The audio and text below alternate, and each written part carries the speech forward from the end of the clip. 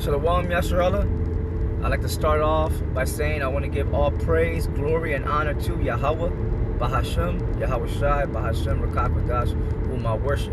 Double honors to my elder apostles, the great millstone, who taught me this word in sincerity and in truth, and who grew well. Salutations be to the hopeful elect of Yasharallah, who are teaching the true doctrine of Yahweh Shai, like great millstone teaches. They are out there in the highways and byways pushing his word to the very end in sincerity and in truth, so that they may receive their crowns of salvation. May the Lord be with you, and salutations be to the great cloud of witnesses of Yasharallah out there who are watching and believing in sincerity and in truth, waiting for the Lord's salvation. May the Lord grant you his salvation at his coming. So now we are at part 28, of this second ESDRAS lengthy commentary. All right.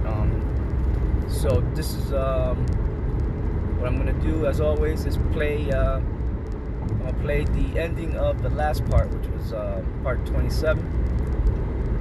Then continue to part 28. All right.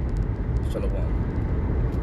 Shall see my salvation in my land and within my borders, for I have sanctified them for me from the beginning. Then shall they be in pitiful. Right, that was the point. That's why we went to Ephesians, right? It says second Ezra 9, chapter 9, verse 8. These it says shall be preserved from the said perils. The said perils to come are the great wars that are coming, right? It's gonna be race wars. It's gonna be the last war, World War III happened. It's gonna be real pandemics happening, and things like that. There's gonna be, the earthquakes that Yahweh Shai spoke of, internal warfare and all that stuff, man. The government coming down on the citizens of the whole world, man. Right? And then ultimately the mark of the beast, which is the RFID chip, microchip. You got the stab jab, and all that. I'm hearing of certain countries using the military to bust into people's houses. I believe this just happened in Russia, and they're forcing the jab on people, man. So these things are coming. Food shortages, right? Famine in the land, and it's all by design too, because the elites, they want it all. They want everything. They want to control every single thing, man, and turn the regular people into pure zombified slaves, man. They're gonna ration off the food. They're gonna there's not gonna be no more jobs and everything. They want everybody to be dependent upon them, upon their system. So the elect are going to be delivered from all these things, right? It says shall be preserved from the said perils. These are the perils, man.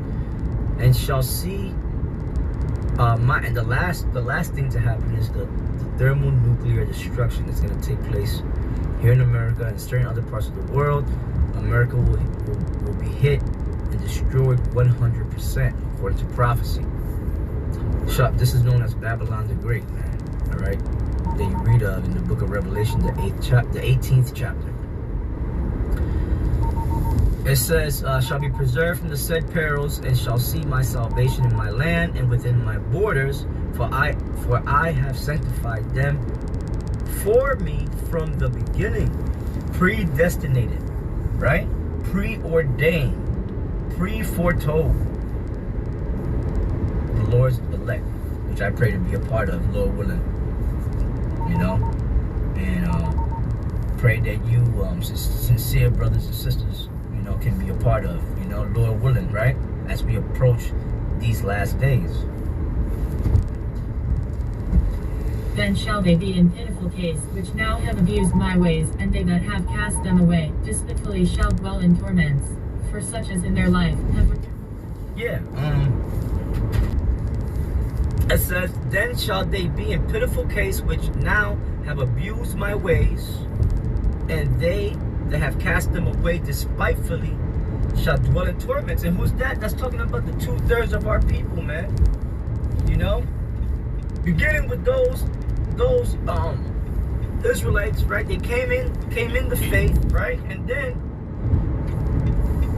they lost faith, went back into the world, man. They knew the truth, they went back.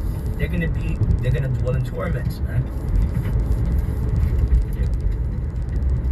You know, abuse his ways, abuse his laws, his statutes, and his commandments. Talking about Israelites, man, wicked Israelites, man. The Lord's gonna destroy them. They're gonna dwell in that. They're gonna take part in that great lake of fire, which is the thermonuclear destruction, right here in America, man. For such as in their life have received benefits and have not known me, and they that have loved my law while they had yet liberty, and when as yet place of repentance was open unto them, understood not but despised it, the same must know it after. Yeah, the time of it says, let me see, a place of repentance is open unto them right now, but they didn't want to take the opportunity. So the Most High is allowing them to come in, you know, talking about Drake, talking about Israelites, man, allowing them by having the prophets and teachers out there on the highways and byways crying out that the kingdom of heaven is at hand. They're listening, but they don't want to come in. They don't want to get right. So now they're guilty because, you know, their blood is off our hands. We warned them. They refuse to take heed to the warning. So what's gonna happen to them? They're gonna be destroyed, man, by that fire. And they that have loved my law while they had yet liberty, and when as yet place of repentance was open unto them, understood not but despised it, the same must know it after death by pain. And therefore be thou not curious how the ungodly shall be punished, but inquire how the righteous shall be saved, whose the world is, and for whom the world is created. Then answered I and said, I have said before, and now do speak, and will speak it also hereafter, that there be many more of them which perish than of them which shall be saved. Like as a wave is great. Yeah, Esdras at first wanted, you know, because, you know, we are a compassionate people. Jeremiah at first used to pray for Israel, man. Then he turned to curse them, man, because they were wicked as hell. They were trying to kill him. They incarcerated him, man. They spoke all manner of evil against the Most High, against him, you know. So Jeremiah turned to praying that the Most High destroy these people, man. So Esdras was doing the same thing, praying for all Israel, man. But the angel was like, look, don't worry about the wicked of our people. They're gonna be destroyed, and then they're gonna come back. They're gonna come back, and how they're gonna come back? Through the elect, you know. And then they'll be right. But before that, they gotta go through the pain, you know.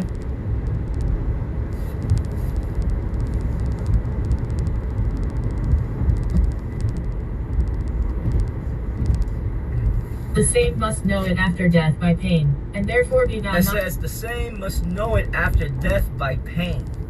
The same must know it after death by pain, because in other words, they're gonna take part of that great destruction. They gotta go through the pain first, man. You know, for their and pay for their sins, man, that they have committed.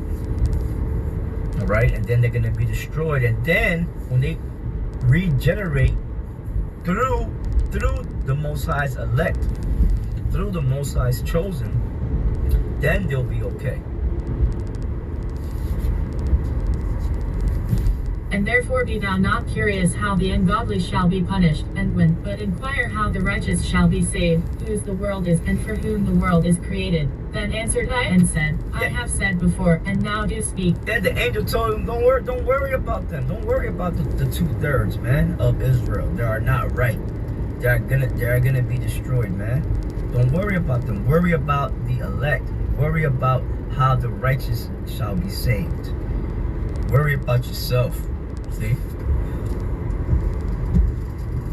And therefore be thou not curious how the ungodly shall be punished, and when, but inquire how the righteous shall be saved, whose the world is, and for whom the world is created. Then answered I and said, the world was created for the righteous, for the elect, the just of Israel, not for the wicked of Israel.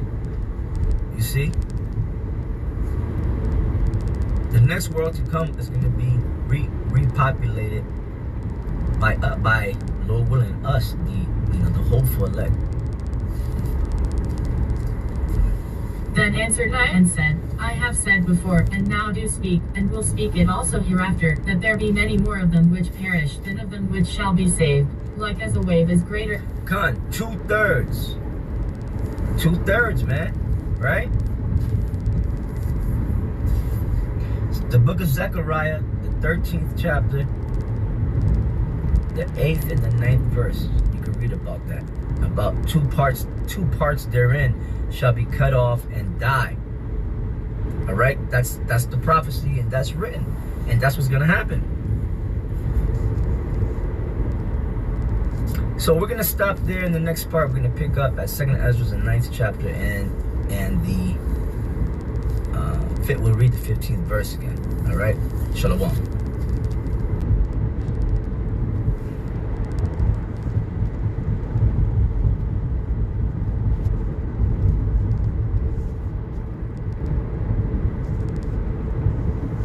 I have said before, and now do speak, and will speak it also hereafter, that there be many more of them which perish than of them which shall be saved. Like as a wave is greater than a drop. And he answered me, saying, like as the field is, so is also the seed, as the flowers be, such are the colors also, such as the workman is, such also is the work, and as the husbandman is himself, so is his husbandry also, for it was the time of the world. And now when I prepared the... Yeah, going back to verse 15, there'll be more that are going to perish than them that are going to be saved. You know, 2/3 are going to be cut off. 2/3 of our people are going to be cut off. Why? Because when the Lord came to them with His word, they refused it. They refused to get right, man. They want to continue in their wickedness. You know.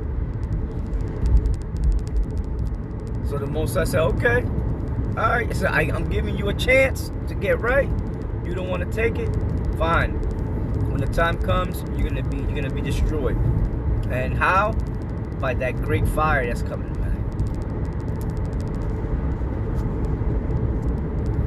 And now when I prepared the world, which was not yet made, even for them to dwell in that now live, no man spake against me.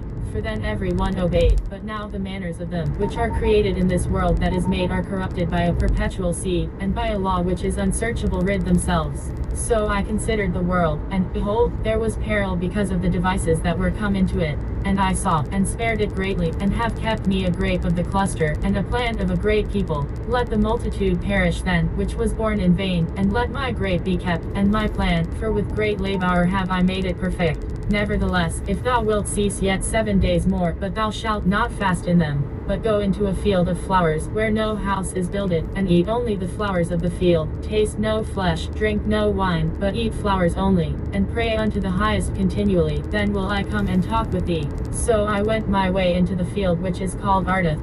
Yeah, there are certain things that you got to do to receive certain gifts of, in the spirit on a high level, man. Like Yahweh Shai said, man.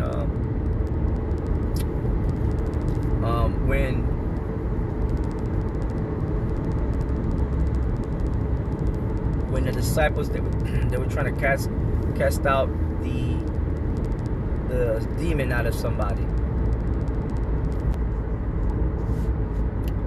Matthew 17:20. It says, and Yahweh Shai said unto them, because of your unbelief, for verily I say unto you, if ye have faith as a grain of a mustard seed, ye shall say unto this mountain, remove hence to yonder place, and it shall remove. and nothing shall be impossible unto you. Verse 21. Howbeit this kind goeth out, but by prayer and fasting.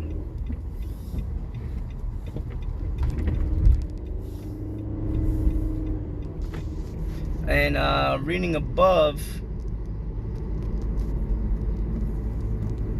trying to get the gist of it.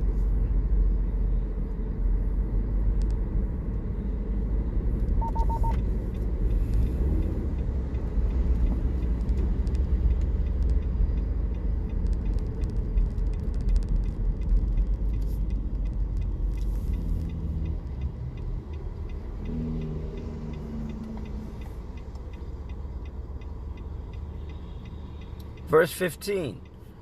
It says, Lord, have mercy on my son, for he is a lunatic, and sore vexed, for oftentimes he falleth into the fire and off into the water. And I brought him to thy disciples, and they could not cure him. Right, so that's the point. The man's son had a lunatic spirit on him. And the disciples, they couldn't cast the demon out of his son. So he wanted to know why, what was going on, and so Yahushua, pretty much Yahushua was like, told the disciples that they, were of little faith. That if they had faith as a grain of a mustard seed, they could do pretty much anything. But then he said, this type, you will have to do some prayers and fasting to get that type of demon out of someone. So just levels in the spirit, that was the point I was trying to make.